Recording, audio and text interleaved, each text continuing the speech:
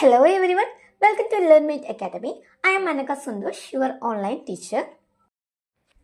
നമ്മൾ ഇന്ന് ഈ വീഡിയോയിലൂടെ ഡിസ്കസ് ചെയ്യാനായിട്ട് പോകുന്നത് +2 എക്കണോമിക്സ് ആദ്യത്തെ ചാപ്റ്റർ ആയ ഇൻട്രൊഡക്ഷൻ ടു മൈക്രോ എക്കണോമിക്സ് എന്ന ലെസൺ ആണ്. സോ ഈ ഒരു വീഡിയോയിൽ തന്നെ എക്സ്പ്ലനേഷനും വിത്ത് നോട്ട്സ് കൂടെ പ്രൊവൈഡ് ചെയ്യുന്നുണ്ട്. അപ്പം നമുക്ക് വീഡിയോയിലോട്ട് പോവാം. അതിന് മുമ്പായിട്ട് എനിക്ക് പറയാനുള്ളത്, ആദ്യമായാണ് നിങ്ങൾ ഈ ചാനൽ കാണുന്നതെങ്കിൽ തീർച്ചയായും സബ്സ്ക്രൈബ് ചെയ്ത് സപ്പോർട്ട് ചെയ്യണേ. അതോടൊപ്പം തന്നെ നമ്മുടെ ഈ ഒരു ചാനലിൽ ഓൺലൈൻ ട്യൂഷൻസ് കൂടെ പ്രൊവൈഡ് ചെയ്യുന്നുണ്ട്. സോ ഇൻട്രസ്റ്റ് ആയിട്ടുള്ള സ്റ്റുഡൻസ് ആണെങ്കിൽ തീർച്ചയായും കോൺടാക്ട് ചെയ്യണം 7012787895. സോ നമുക്ക് ആദ്യത്തെ ചാപ്റ്റർ ആയ ഇൻട്രൊഡക്ഷൻ ടു മൈക്രോ എക്കണോമിക്സിൽ ഏതൊക്കെയാണ് ഇമ്പോർട്ടൻറ്റ് ടോപ്പിക്സും വിത്ത് ആൻസേഴ്സ് നോക്കാം. സോ ഫസ്റ്റ് ക്വസ്റ്റ്യൻ നോക്കാം. What are the reasons for central economic problems?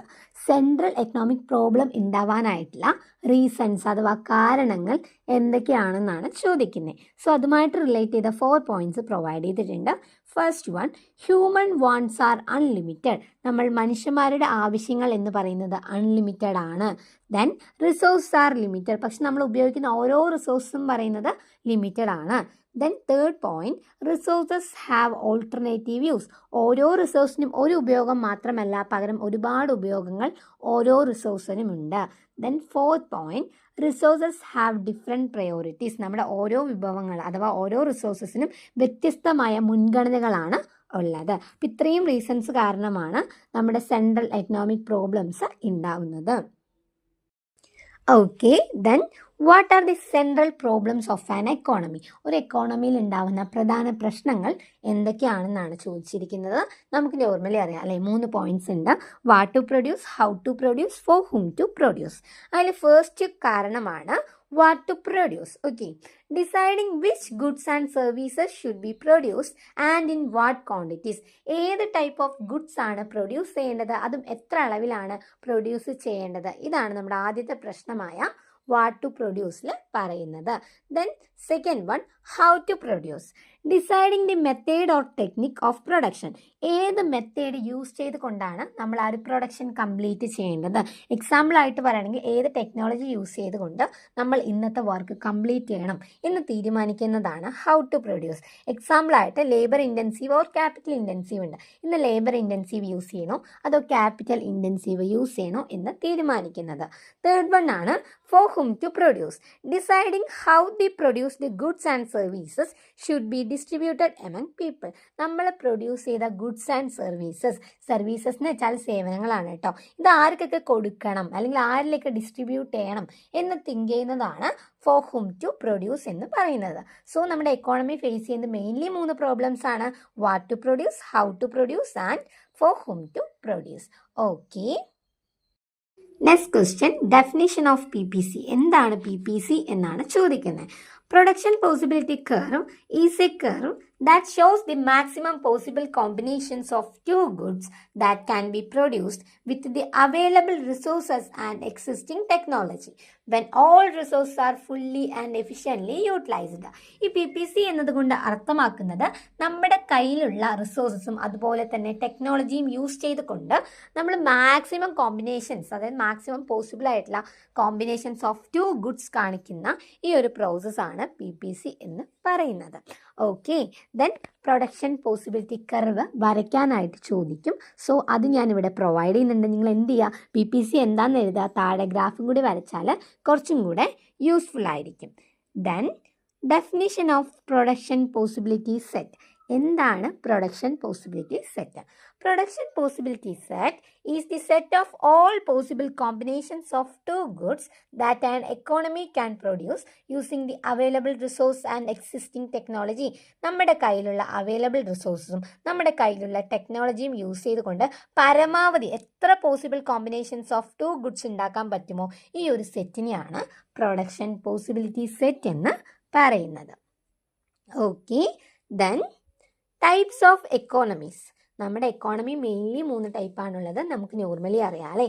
First one ആണ് ക്യാപിറ്റലിസ്റ്റ് എക്കോണമി അഥവാ മാർക്കറ്റ് എക്കോണമി എന്ന് പറയുന്നത്. A capitalist economy is an economic system in which means of production and privately owned and economic activities are guided by the price mechanism. Price mechanism use ചെയ്തുകൊണ്ടുള്ള എക്കോണമിയാണ് നമ്മുടെ capitalist economy എന്ന് പറയുന്നത്.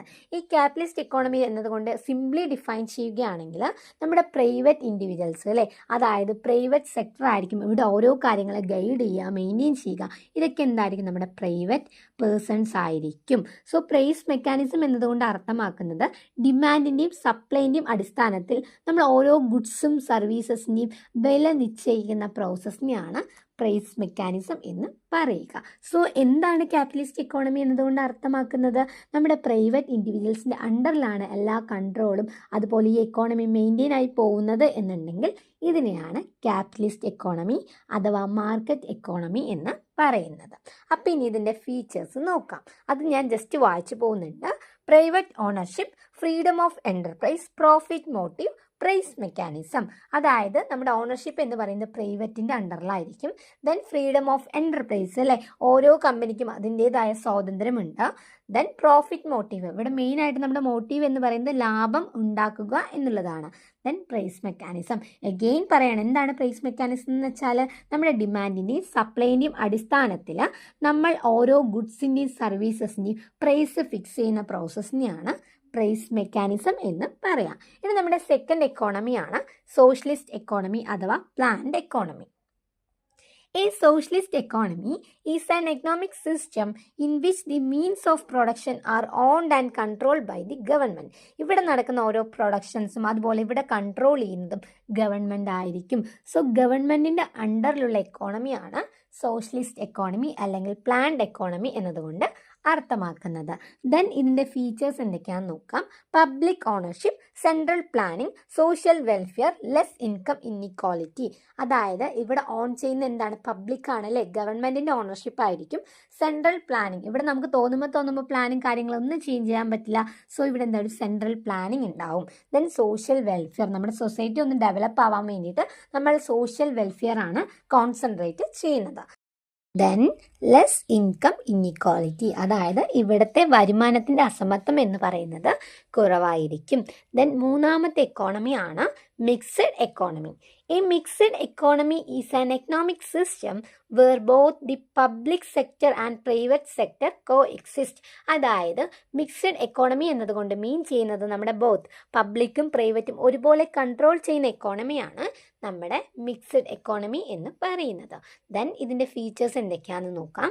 First one, public and private ownership. ഇവിടെ ownership എന്ന് പറയുന്നത് both ആണ് അല്ലേ, നമ്മുടെ പ്രൈവറ്റ് സെക്ടറിനും ഉണ്ട് അതുപോലെ തന്നെ പബ്ലിക് സെക്ടറും ഉണ്ട്, അതായത് ഗവൺമെൻറ്റിനും ഉണ്ട് പ്രൈവറ്റ് സെക്ടറിനും ഉണ്ട്. സെക്കൻഡ് വൺ, ഗവൺമെൻറ് റെഗുലേഷൻസ്, നമ്മുടെ ഗവൺമെൻറ് ആയിരിക്കും നിയന്ത്രണങ്ങളും കാര്യങ്ങളൊക്കെ കൊണ്ടുവരുന്നുണ്ടാവുക. Then economic freedom with social welfare, നമ്മൾ സോഷ്യൽ വെൽഫെയറിന് മാത്രം ഫോക്കസ് ചെയ്തുകൊണ്ടായിരിക്കും നമ്മളിവിടെ സ്വാതന്ത്ര്യം കാര്യങ്ങളൊക്കെ നോക്കുക. അതായത് നമ്മുടെ എക്കണോമിക് ഫ്രീഡത്തോടൊപ്പം എന്ത് തന്നെ വേണം, സോഷ്യൽ വെൽഫെയർ കൂടെ നമ്മൾ കോൺസെൻട്രേറ്റ് ചെയ്യും. ദെൻ നെക്സ്റ്റ് ക്വസ്റ്റ്യൻ ആണ് differentiate between microeconomics and macroeconomics. മൈക്രോ എക്കണോമിക്സും മാക്രോ എക്കണോമിക്സും തമ്മിലുള്ള differentiate most important 3 mark question ആണ്. ഓൾമോസ്റ്റ് നിങ്ങൾ ഈ ആദ്യത്തെ ചാപ്റ്റർ പഠിച്ചില്ല എന്നുണ്ടെങ്കിൽ നിങ്ങൾക്ക് എല്ലാ എക്സാമും ഡിഫിക്കൽട്ട് ആവാനായിട്ട് ചാൻസ് ഉണ്ട്. ബിക്കോസ് ഏറ്റവും ഇമ്പോർട്ടൻ്റ് ആയിട്ടുള്ള ചാപ്റ്റർ ആണ് മൈക്രോയിലെ ഫസ്റ്റ് ചാപ്റ്ററും ദെൻ മാക്രോയിലെ ഫസ്റ്റ് ചാപ്റ്ററും. ഓക്കെ, അപ്പോൾ ഇതിൻ്റെ ഡിഫറൻഷിയേറ്റ് ഞാൻ വളരെ ഈസി ആയിട്ടുള്ള പോയിന്റ്സിലാണ് പ്രൊവൈഡ് ചെയ്തിരിക്കുന്നത്. സോ നിങ്ങൾ എന്തായാലും പഠിക്കാൻ കൂടെ ശ്രമിക്കണം. എല്ലാ ക്വസ്റ്റ്യൻസും ആൻസേഴ്സും ക്ലിയർ ആയി എന്ന് കരുതുന്നു. ഇതുപോലുള്ള ഇൻഫോർമേഷൻസും വീഡിയോസിൻ്റെ ലിങ്ക് എല്ലാം കൃത്യമായി ലഭിക്കാനായി ഓൾറെഡി ഒരു വാട്സപ്പ് ഗ്രൂപ്പ് കൂടെ ക്രിയേറ്റ് ചെയ്തിട്ടുണ്ട്. ലിങ്ക് ഞാൻ ഡിസ്ക്രിപ്ഷൻ ബോക്സിനകത്ത് കൊടുക്കുന്നുണ്ട്. വീഡിയോ ഇഷ്ടമായെങ്കിൽ തീർച്ചയായും ലൈക്ക് ചെയ്യണം, ഷെയർ ചെയ്യണം, സബ്സ്ക്രൈബ് ചെയ്യണം. അടുത്തൊരു വീഡിയോയുമായി നമുക്ക് വീണ്ടും കാണാം.